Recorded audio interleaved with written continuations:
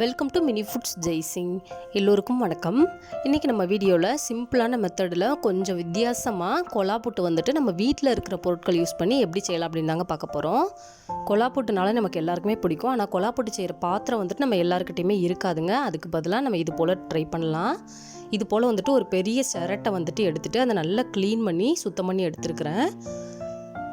அதில் அந்த 3 ஓட்டையில் ஒரு ஓட்டையை மட்டும் இது போல் நீக்கி விட்டு நல்லா ஓட்டை தெரிகிற மாதிரி வச்சுருக்குறேங்க. இது போல் சமமான சிரட்டையாக 2 சிரட்டை எடுத்து வச்சுக்கிறணுங்க. அப்போ தான் கொலாப்புட்டு செய்கிறதுக்கு ஈஸியாக இருக்கும்.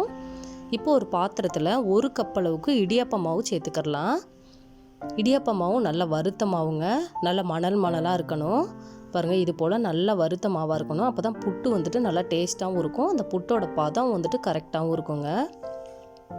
இப்போ இதில் 1/4 ஸ்பூன் அளவுக்கு உப்பு சேர்த்துக்கலாம். 1/4 ஸ்பூன் அளவுக்கு ஏலக்காய் பவுடர் சேர்த்துக்கலாம். எல்லாத்தையும் சேர்த்துட்டு நல்லா கலந்து கொடுத்துக்கலாங்க. இப்போ இதில் கொஞ்சம் கொஞ்சமாக தண்ணி சேர்த்துட்டு அந்த புட்டு மாவோட பதத்துக்கு எடுத்துகிட்டு வந்துக்கிறணும்.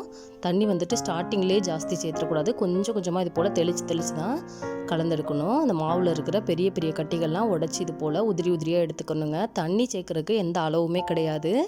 ஏன்னா மாவோட பதத்தை பொறுத்து அந்த தண்ணியோட அளவும் மாறுபடும். இது போல் நல்லா உதிரியாக கலந்துட்டு எடுத்து வச்சிடலாம். இப்போ 1/2 கப் அளவுக்கு தேங்காய் துருவல் எடுத்து வச்சுருக்கிறேன். இப்போ நம்ம ஆல்ரெடி எடுத்து வச்சுருக்கிற சிரட்டையில் ஒரு 1/4 ஸ்பூன் அளவுக்கு நெய் வந்துட்டு அப்ளை பண்ணிக்கலாங்க.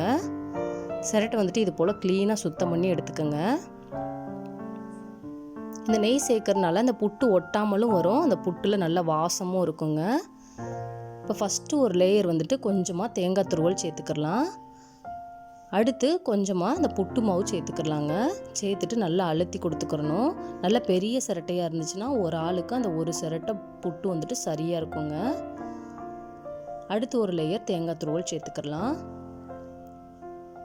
அடுத்து ஒரு லேயர் நம்ம புட்டு மாவு சேர்த்துக்கலாங்க. சேர்த்துட்டு நல்லா இதை வந்துட்டு அழுத்தி கொடுத்து நல்லா செட் பண்ணி விட்டுறணும். ஈவனாக இது போல் பரப்பி விட்டுறணும். இப்போ இது போல் ஒரு குக்கர் வந்துட்டு அடுப்பில் வச்சுட்டு அதில் 1 கப் அளவுக்கு தண்ணி சேர்த்துக்கலாங்க. இந்த மூடியில் இருக்கிற அந்த கேஸ் கட்டர்லாம் ரிமூவ் பண்ணாமல் அப்படியே வந்துட்டு இந்த குக்கரை மூடி வச்சுட்டு அந்த தண்ணி நல்லா கொதித்து இந்த விசில் போடுறது வழியாக நல்லா ஆவி வரும் ஃபோர்ஸாக. அந்தளவுக்கு வர வரைக்கும் வெயிட் பண்ணணுங்க. நல்லா இது போல் ஆவி வந்ததுக்கப்புறமா நம்ம அந்த சிரட்டையில் இருக்கிற ஓட்டையில் அந்த விசில் போடுற இடத்துல நல்லா சொருகி வச்சிடலாம். வச்சுட்டு இது போல் ஒரு பாத்திரத்தை கவுத்தி வச்சிடலாங்க. இது ஒரு 5லேருந்து 7 நிமிஷம் மீடியம் ஃப்ளேமில் நல்லா வேகட்டும். பாருங்கள், நல்ல புட்டு அவிஞ்சிருச்சு. ஒரு 7 நிமிஷம் ஆச்சு எனக்கு வேகிறதுக்கு. நல்ல ஒரு வாசனை வருங்க. நார்மல் கொலா புட்டு பாத்திரத்தில் புட்டு செய்கிறத விட இது வாசனையும் டேஸ்ட்டும் நல்ல வித்தியாசமாக இருக்குங்க. இது போல் கத்தியை வச்சு லைட்டாக நீக்கி கொடுத்துக்கலாங்க. அடுப்பில் இருந்து இறக்குன உடனே இது போல் செய்யக்கூடாது. ஒரு 2 நிமிஷம் எடுத்து தனியாக வச்சிடணும். அதுக்கிடையிட்டு நம்ம வேறு ஒரு சிரட்டையில் ரெடி பண்ணி வச்சுருக்கிற புட்டை வந்துட்டு அடுப்பில் வச்சிடலாங்க. இது போல் லைட்டாக கைட்டை தட்டி விட்டாலே அழகாக வந்துடும். புட்டு பாருங்கள், கொஞ்சம் கூட ஒட்டவே செய்யலை. இந்த புட்டோட பதம் பாருங்கள், நார்மலாக நம்ம கொலா புட்டு பாத்திரத்தில் செஞ்சு எடுக்கிற மாதிரியே இந்த புட்டு வந்துட்டு கரெக்டாக வெந்து அந்த கரெக்டான பதத்தோடு வந்திருக்குங்க. இது கூட நீங்கள் கடலைக்கறி இல்லாட்டினா நான்வெஜ் கிரேவி வச்சு சாப்பிட்லாம். நான் இன்றைக்கி கொஞ்சமாக சுகர் சேர்த்து தான் சாப்பிட போகிறோம். அவ்வளோதாங்க. ரொம்ப ரொம்ப ஹெல்த்தியான புட்டு நம்ம வீட்டில் இருக்கிற பொருட்கள் வச்சு செஞ்சாச்சு.